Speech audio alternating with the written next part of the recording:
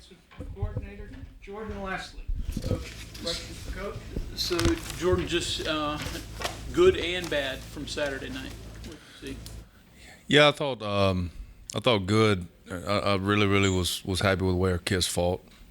Got put in some couple tough situations there in the first half. Was able to get out of them, forced 2 missed field goals. And I don't know how close anybody watches that, but that guy was pulling those kicks because of the push that we were getting on the front. Thought in the front seven was happy overall with the night. The bad, I think situationally had to be a little smarter, a little more aggressive, especially in coverage. And then technique when things are moving fast and into the game when we're tired. There's really more technical issues, fundamental issues than things that were big and major. And the thing about that is a team like that, all it takes is one, and they make you pay. So coverage issues, just breakdowns, or just well, the first drive, Aubrey's seen that route a ton when our offense runs that route. He overplays it by about a yard, gets into a speed turn late, and if you pause that film at the point of the catch, he's, probably 6 inches from the ball, and he lays out to make a play. Probably shouldn't have, and just finish a play and get it down, play another play. He lays out, he's on the ground, and runs away from him for a touchdown. The same play in the red zone, Beanie Bishop and Anthony, same play, different spacing where it was being ran. And so Anthony's got to accept that back. Beanie takes it for a split second, comes back off. It looked different because of the spacing. So it's just little things. It's little things. Some of the man coverage stuff, again, understanding the situation, we got to be a little more aggressive. The ones I thought were really hurt more to me were the 2 second and longs. Just got to be aware of what they're trying to do in that situation, and play it better, fundamentally better. He said he was at Will and Trey was at Mike. Mm-hmm. So when did you? Because I thought Lee was at Mike pretty much all camp. When did you decide that switch? Well, it's the two positions essentially are the same, and they mirror each other. And for what the skill set we wanted, especially going into that game, with how we thought they would attack us in the run game, that was a better fit. And so, you'll probably, as the year goes on, you'll see those guys interchange depending on, but the techniques, the calls, what they do, the jobs, they're very interchangeable and they're the same. That's I think something that fits for this game, fit Lee a little better. I guess it's better that Lee's not just locked into one or the other. Yeah, I don't know any linebacker that has a future in this game that is not able to play multiple positions and do different things, whether it's blitz, rush, drop, all the things that they have to do. So it obviously helps him down the road. I asked Neil about the rub play. Seems to be a lot more downfield blocking on passing plays. And not just your game, watch games all weekend, it seems to be that way. As a defensive coach, how do you defend it if we're going to allow them to play that way? I can go down that road of what my opinion of it it should be, and it really doesn't matter, and nobody really cares. But you have to defend it. Sure, you have to defend it, and so, people talk about man coverage and playing tighter and things all the time, and that's all good and great until you have to play it exactly the right formation and understand when that's coming, and that's really hard to do. And so, you have to get up there and make the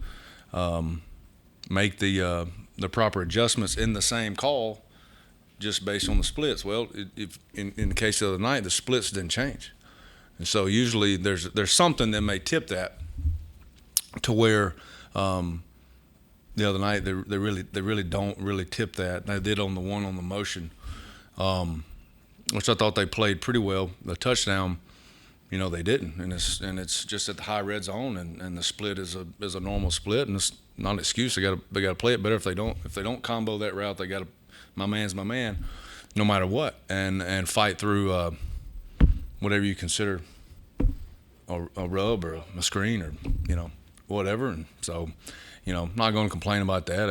That's the game now and what it is. And you got to figure out a way. Seems like usually it's the big kid doing the rub, though. Yeah. I mean, maybe if anybody has a perfect call, I'll, give it to me. I'll listen. You mentioned linebacker. What did you think of Trey in his first start? I thought there's some things that he is. Trey's a young player. I think that for his first game in that environment and a game of that magnitude, I was really pleased with how he played overall. There's a couple things that the more you see them as they're moving fast against an opponent like that and a run game that has the capability to be as explosive as their run game does, and things are moving fast, and you're trying to figure out, all right, this was their schemes we worked, this was the schemes they're trying to attack us with tonight, and adjust it. I thought he did a real nice job, and now with that experience, it will only slow down for him, and I think he'll be fine. Jordan, you guys felt pretty confident in the depth of your defensive line. I think you ran 8 people out there and split the playing time up pretty good. What did you see that kind of reinforced the confidence you all had to be effective in quantity of players? Yeah, I think that's the quality of the depth. I'll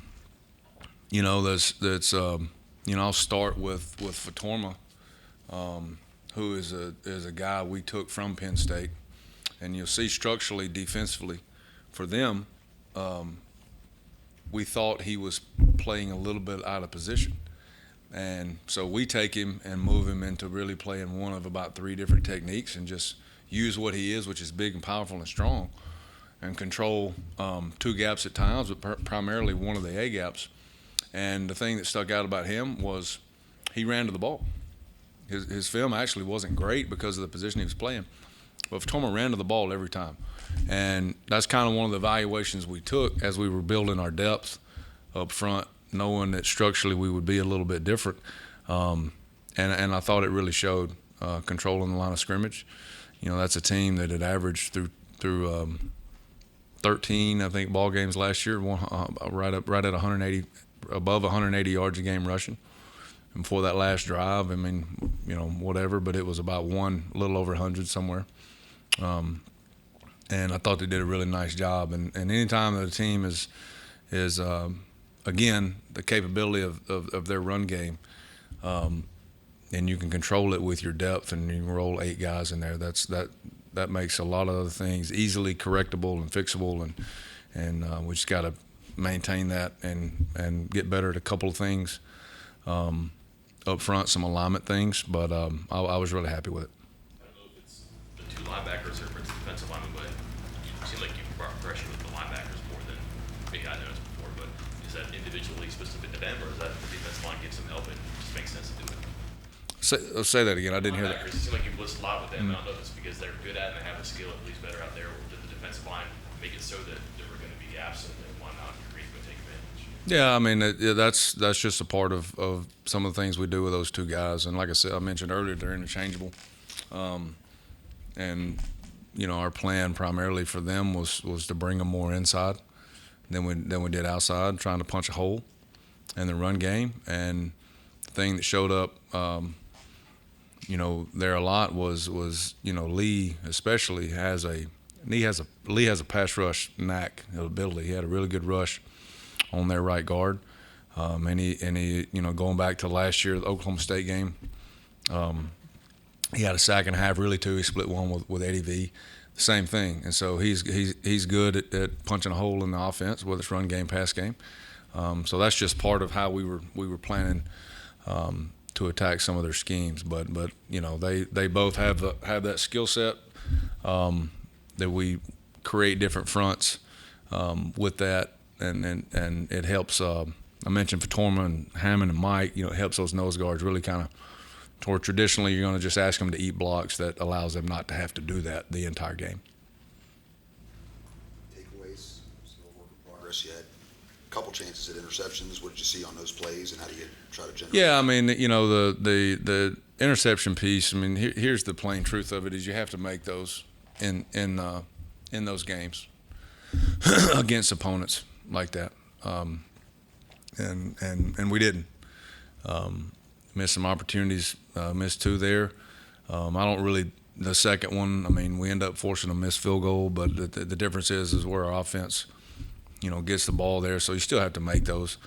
But that's really a wash. There was no points involved. The first one, you know, that's the one you really have to make off a tip. That you're looking at a tie ball game, and your offense gets the ball in really good field position, and you know, Beanie's guys made that play a ton in camp. I mean, you just got to make them right there. You know, some things we got to clean up, but I'm not, you know, just like Coach Brown said, I'm not discouraged in any way of anything we did. Our kids fought their ass off, especially there at the end of the first half. And you know, if we just ton to build on and get better and clean up some things, especially in coverage, we'll be fine. As far as Duquesne, Coach Brown talked about the QB throws a good deep ball. What have you noticed from them that you guys got to worry about from the defensive perspective? Do you agree with that? What's your Yeah, I mean, he does. I mean, they a lot of the same flavor protection-wise that Pitt did. I mean, Penn State did. They, you know, the two deep balls were 7-man protections and essentially isolate a part of your secondary, which is tough. You'll see that same flavor, and all you're going to get on that is deep balls. So, you know, you can say pressure's the answer, but it's still same as, you know, you're still isolating. So those are just things that we got to work on playing it, work on the route combinations. And then, you know, we got to figure out a way off of those same rushes to transition back into the pocket. I thought on those 2 plays that the pocket was a little too clean, even though we're rushing 4 and they're max protecting. It's still the same protection structure, and so those are things we got to work on inside with their interior rush when we're not trying to blitz and bring pressure. We still have to transition from a run look to a pass rush. So it all ties together, and we just got to improve. Talking to Mike before you got in here, and the general impression it seemed to be is that they felt like they held their own against a really good offensive line and a left tackle that could be a top 10 pick. Is that the impression that you got, and is that a message that you're giving to your guys up front moving forward? Well, yeah and no. You show them the good, you show them the bad. You know, and you know, it's very simple. You know, good teams see what they do good, and they try to improve and repeat, and they see what they do bad, and they just fix it. And that's our attitude. You know, I hope it's a confidence builder, but there's no moral victories, you know, here. You know, not you know, when we're not going down, we're not doing that. You know, I thought we had our opportunities. We didn't take advantage of them in key situations against teams like that. It costs you. I'm happy with how they played. The effort and the aggression was there. The things we talk about. We just have to got to play better. And as happy as I am, I think it's a ton to build on. But a team that is as good as they are, you got to play better, and that's as simple as I can make it. Okay, thanks, Coach. Thank you.